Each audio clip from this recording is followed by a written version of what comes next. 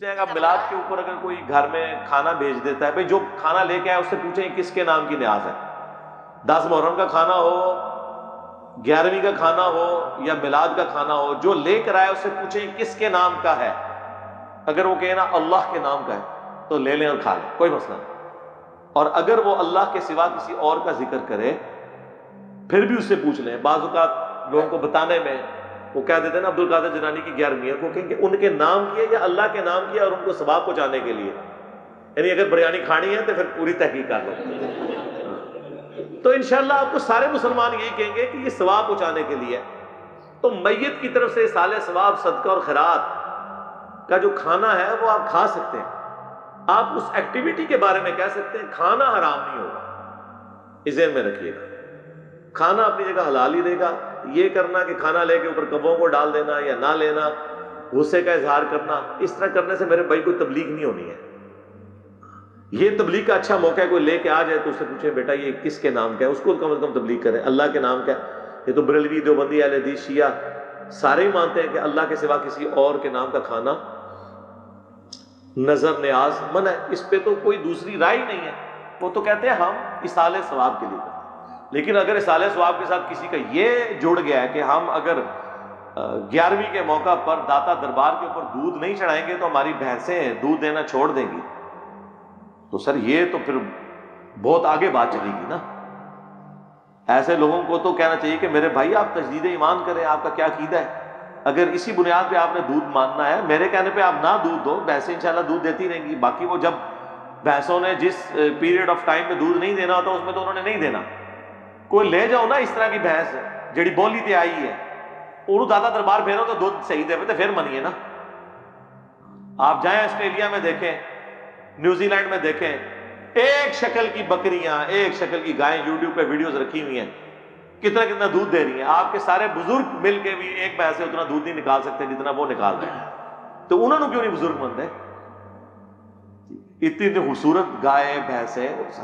یہ ایک ٹیکنالوجی ہے اللہ تعالیٰ نے انسان کو طے کروا دی ہے. دنیا بقدر ایفرٹ ہے، جو کوشش کرے گا اس کو ملے گا.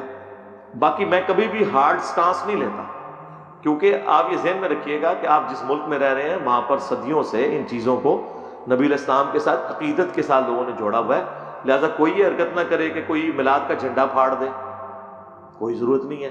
کہیں پہ لائٹنگ ہوئی ہوئی ہے اس کو خراب کر دیں، کوئی ضرورت نہیں. میں آپ کو اپنا بتاؤں، جب میرے بچے چھوٹے چھوٹے تھے نا تو میلاد کے ظاہرہ مہینے میں تو پورا کلچر ہے سب کانٹیننٹ کا. آپ کیا بچوں کو لائٹنگ کرنے سے، جھنڈیاں لگانے سے روک سکتے ہیں؟ مجھے بتائیں. تو میں خود انہیں پیسے دیتا تھا، وہ ظاہر پیسے مانگتے تھے کہ ہم نے بھی جھنڈیاں لگانی ہے. میں نے کہا ٹھیک ہے لگا لو. لیکن اب جب تھوڑا سا استعمال ہے، میں نے انہیں منع نہیں کیا. وہ خود ہی پوچھتے ہیں کہ بابا یہ، اب ظاہر ہے وہ جب بندہ ویڈیوز دیکھتا ہے اس کو آئیڈیا ہوتا ہے کہ نبی علیہ السلام نے، صحابہ نے یہ کام کیا. نہیں، اب اس دفعہ میلاد آیا تو اب انہوں نے کوئی ڈیمانڈ نہیں کی ہے کہ ہم نے لگانا ہے نہیں لگانا. خود بخود آپ نے نیگیٹو سائیکالوجی کبھی ڈیولپ نہیں ہونے دینی. اس کا فائدہ یہ ہوگا کہ نفرت نہیں آئے گی کسی کے دل میں. میرے پاس وہ محلے والے کچھ اکٹھے ہو کے آگے جی وہ ہم نے جھنڈیاں لگانی ہے تو چندہ چاہیے. میں نے کہا یہ لو یار لگاؤ. اگر میں اس کے بجائے ہارڈ سٹانس لے لوں، آج ان میں سے کئی بچے ہیں جنہوں نے حق قبول کر لیا. ٹھیک ہے، میرے گھر آج سے 20 سال پہلے کوئی لاکھ 1.5 لاکھ روپے کا میں نے سامان، آج کا سمجھ لیں 1 ملین کے قریب وہ بنتا ہے. میں نے سامان میلاد کا میں نے اپنا ذاتی بنوایا ہوا تھا، جو ہم اپنا چوک سے جاتے تھے. اور یقین کریں ہمیں کبھی یہ وسوسہ بھی نہیں آیا تھا کہ ہم غلط ہیں، اور اللہ کے فضل سے کبھی یہ بھی وسوسہ نہیں آیا تھا کہ ہمارے علاوہ کسی نے جنت میں جانا ہے. تو جو جدھر لگا ہوا نا میرے بھائی وہ جذبات کے ساتھ لگا ہوا. ہدایت مل جاتی ہے اگر آپ ہدایت کا دروازہ بند نہ کریں. خدا کے لیے کسی سے نفرت نہ کریں، پیار محبت سے. آپ دیکھیں ہماری اس دعوت سے سب سے زیادہ اگر کوئی چینج ہوئے ہیں وہ بریلوی ہوئے ہیں. اور نہیں جی یہ جو کچھ ہم کہہ رہے ہیں منع تو کہیں نہیں نا. سر منع تو بہت کچھ نہیں ہے. جب یہ کہہ دیا کہ جو صحیح مسلم کی حدیث کہ بدترین کام وہ ہے جو دین میں نہیں داخل کر دیے جائیں اور وہ بدعتیں ہیں اور بدعتیں گمراہیاں ہیں، تو منع تو ہو گیا. پھر بھی اگر آپ کو سمجھنا ہے تو ہم آپ کو پھر ایک مثال دیتے ہیں کہ عید کی اذان کہاں پر منع کی گئی ہے. وہ کہتے ہیں نہیں بخاری مسلم میں حدیث ہے کہ نبی علیہ السلام عید کی اذان نہیں دیتے تھے. تو اس سے کیا فرق پڑتا ہے؟ منع تو نہیں نہ کی. اذان کو برا کام ہے، بخاری مسلم میں حدیث ہے اذان کی آواز سے شیطان جو ہے بھاگ جاتا ہے اور اس کی ہوا خارج ہو جاتی ہے. اور جن لوگوں نے صرف عید کی نماز پڑھنی ہوتی ہے تو عید کے دن تو اذان لازمی ہونی چاہیے، بلکہ 2 ہونی چاہیے. کہ نہیں نبی علیہ السلام نے نہیں کیا.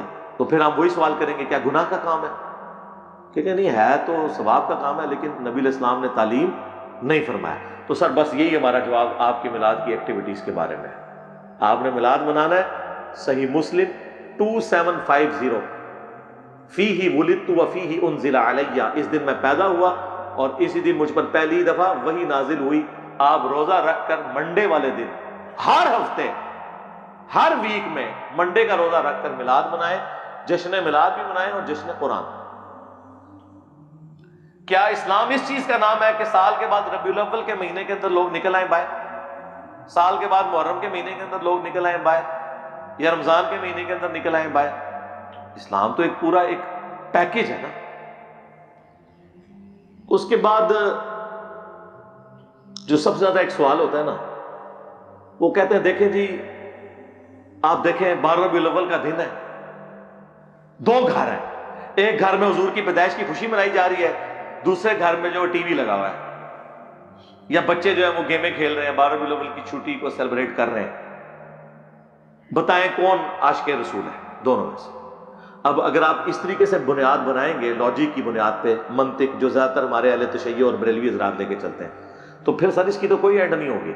کل کو تو پھر ہم آپ سے یہ کہیں گے کہ ایک طرف آدم علیہ السلام ہے جنہیں فرشتوں نے سجدہ کیا انکلوڈنگ جبرائیل علیہ السلام، اور دوسری طرف ہمارے نبی علیہ السلام ہے، تو ہم انہیں سجدہ نہ کریں؟ لاجیکلی تو کرنا چاہیے. لیکن ابو داؤد میں حدیث ہے، سنن ابن ماجہ میں بھی ایک صحابی نے سجدہ کیا، آپ نے کہا سر اٹھا کیا کر رہے ہیں؟